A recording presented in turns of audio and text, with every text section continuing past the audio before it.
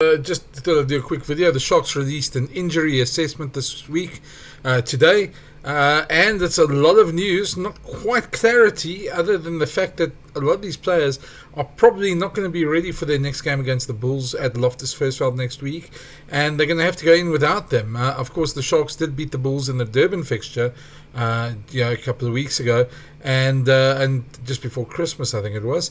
And there's so many games nowadays; it's hard to remember when exactly these things are. But the Sharks did beat the Bulls with a severely depleted team. Maybe not as depleted as some people made out, but certainly lost a couple of big players there. So they're definitely going to go into this game just as depleted, I suppose. But I suppose long term, the news on some of the injuries is more important, and just to see what happens with them. So let's have a look at what the Sharks have released, and we can have a talk about that and just the impact that it has. Okay, so it started off very cryptically with a social media post on these players: Andre Esterhuizen, Aphelele Fassi, Eben Etzebeth, Emile van Heerden, Emmanuel Chituka, Fez Mabata, Gerbrand Grobler, James Venter, and Oxen Che. A number of them are obviously injured. They didn't say anything about Dylan Richardson, who's also injured, but he's in the Scotland camp at the moment. And of course, Makazole Mapimpi was banned yesterday for allegedly eye gouging a Cardiff player. So that also comes into play. So you've got to add those two players as well to that list. So the injury update read basically that they're using the break to recover from the injury list. With 16 players currently sidelined. That's quite a hefty list, I must admit. They're currently fourth in the log. Blah blah blah. Focused on player welfare and player recovery, and they're hoping for a lot of these guys to return over the next couple of weeks. Nothing too earth-shattering there, but then it goes on to the obviously list, and I'm not quite sure if any of these players are going to really be available for the Bulls. It doesn't seem so from reading this next list. Okay, so let's have a look. First player is Andre Esterhuizen. He's of course a big loss. He was in that game against the Stormers. Jean-Luc Duplessis went in on that ruck. He underwent surgery to his knee, recovery in progress, knees healing well. But I think even though they haven't really given the timeline, you're probably looking at 8 to 10 weeks since then at the minimum.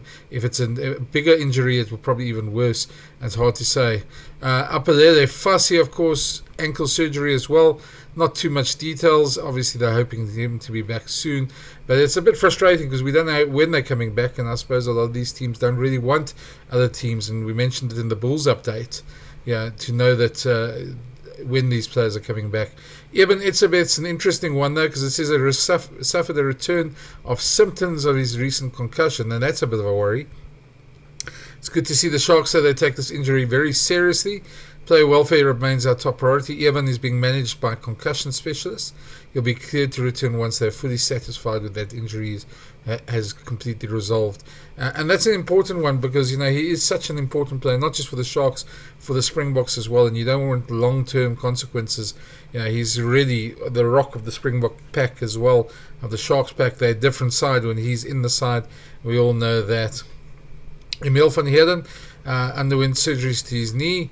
That apparently is quite a long-term one as well. No dates given, but from the sound of it, it sounds like it's pretty long-term.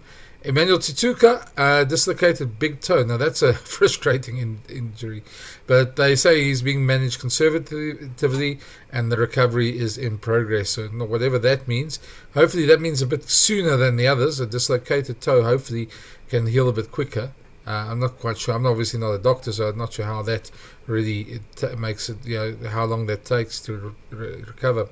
Fez Mabata, lower limb stress fracture.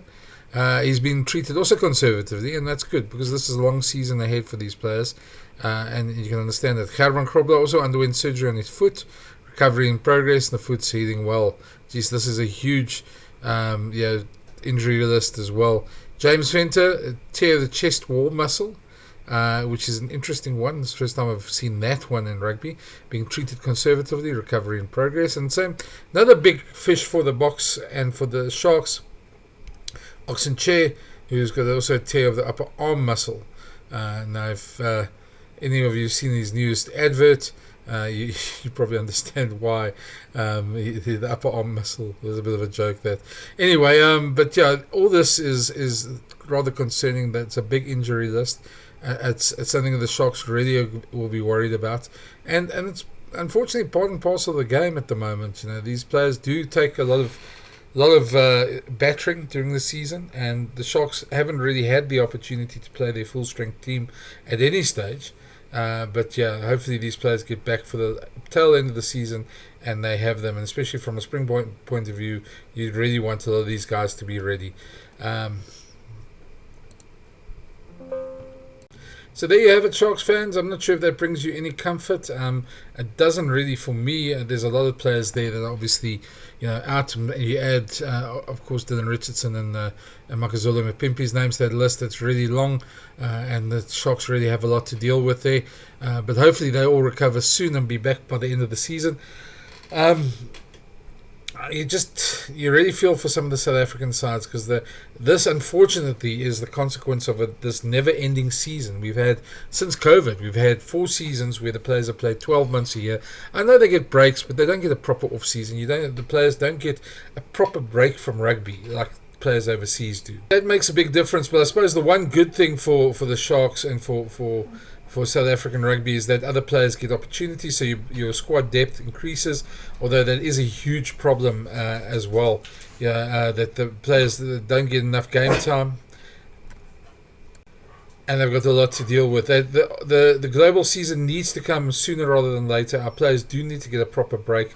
It's a huge non-negotiable. Players get given time off, but they get given 2 weeks here and 4 weeks there. That's not conducive to a proper rest. Players overseas have a proper 6 to 8 week time off from rugby where you can switch off, and players need that. I can just tell you, and I mean, it's nowhere near the same. Us covering rugby as journalists, we always used to have a month break sort of after the Cape Town Sevens till mid-January, and that was always wonderful. Now we don't have those anymore, and now it's tiring mentally to cover the game 12 months a year, and that's a big part of the problem. And I don't expect anybody to feel sorry for us journos. We're obviously not on the firing line. The players get battered a lot more, but this is not a sustainable future, and somehow this needs to change. I'm not sure what can change, but that's just my 2 cents on it. What do you think? Let me know in the comments. Love to hear what you say over there as well. But thanks for watching, and chat again soon.